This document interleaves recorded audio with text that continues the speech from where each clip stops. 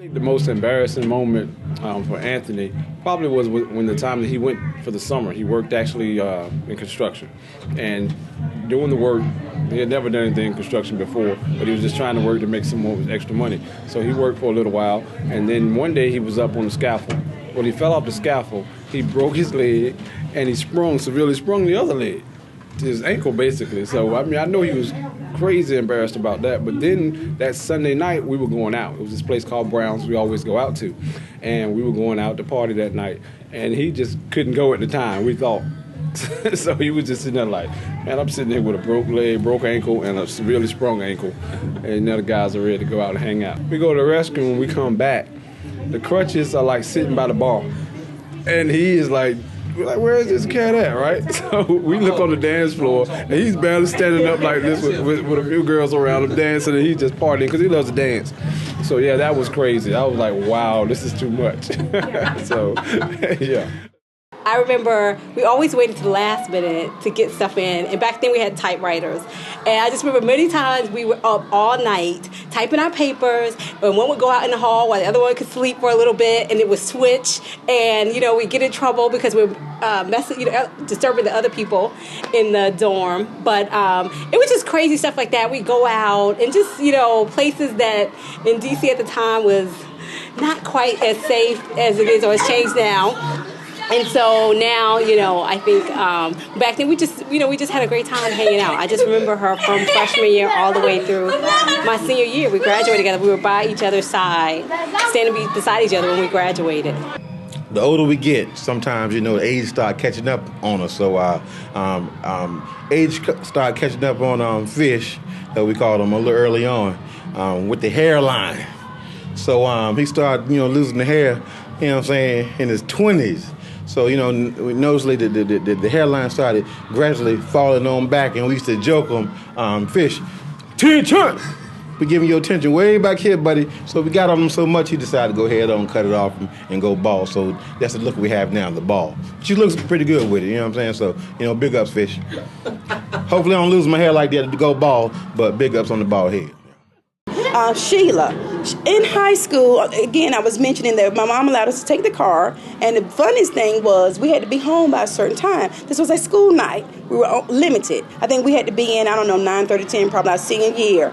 And we were so elated that mom let us use the car, but yet and still, Sheila dropped me off at my friend's house. She went over her friend's house. Next thing I know, I kept calling home, where's Sheila, where's Sheila? No Sheila. I hadn't asked my mom, have you talked to Sheila? No, I haven't talked to Sheila. Okay, I fall asleep. When I woke up, it was late. I don't even want to mention the time. All I got to know is, as a matter of fact, I was at my boyfriend's house, high school. And my mom says, where are you? She done called over there, and I thought, oh my God, I cannot even go home. But guess where Sheila was? Home. She was supposed to come and get me. She said she came by there, rang the doorbell, blew the horn, and nobody came to the door. No one went out to the car. She was supposed to call me before she came, so I didn't know to stand there because I had fallen asleep. So, of course, I got in trouble and she didn't. So I would never, ever share a car again with Sheila because all she cares about is herself. She made sure she got home and I was in trouble. So from here on out, I keep my own cars. I would just like to wish him and Miss Brown some luck, Miss Jones some luck, you know what I'm saying? And you okay? And I hope it lasts for as long as they want it to last, which is forever. In everything that you do, keep God first in your relationship, and everything will work out. Pray together, stand together, and it all will work out. And believe me, I've been married for 8 years, and she's been through the good and the bad. It will work out. I would just give them the message of love. Just love each other hard. Stay focused on it. It'll empower them. It'll keep them going. Through all things, that's what's going to conquer anything that they might face. They're going to face some beautiful times. And I would just say just hold strong to love, hold strong to God, because God is love. And in order to do that, you just got to basically just keep your eyes focused on Him. And I think if they do that, they're not going to have any problems. They're just going to enjoy life. They're going to be very successful and just enjoy this happy marriage.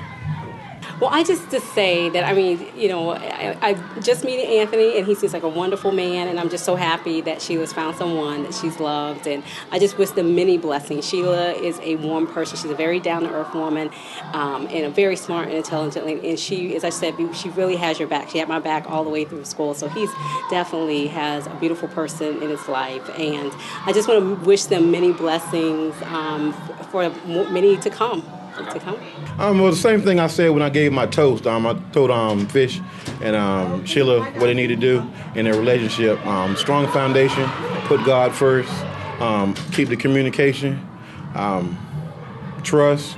Commitment was one of them. Commitment. And there was another C word, compromise. Now, that's the C word I forgot because that's the hardest thing to do. When you're used to doing things for so long as Anthony has been, because he's been single for a minute. Myself, I didn't get married until I was 35 either. So you're used to doing your own thing.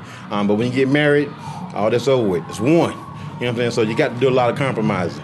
And, that's my message for both of them.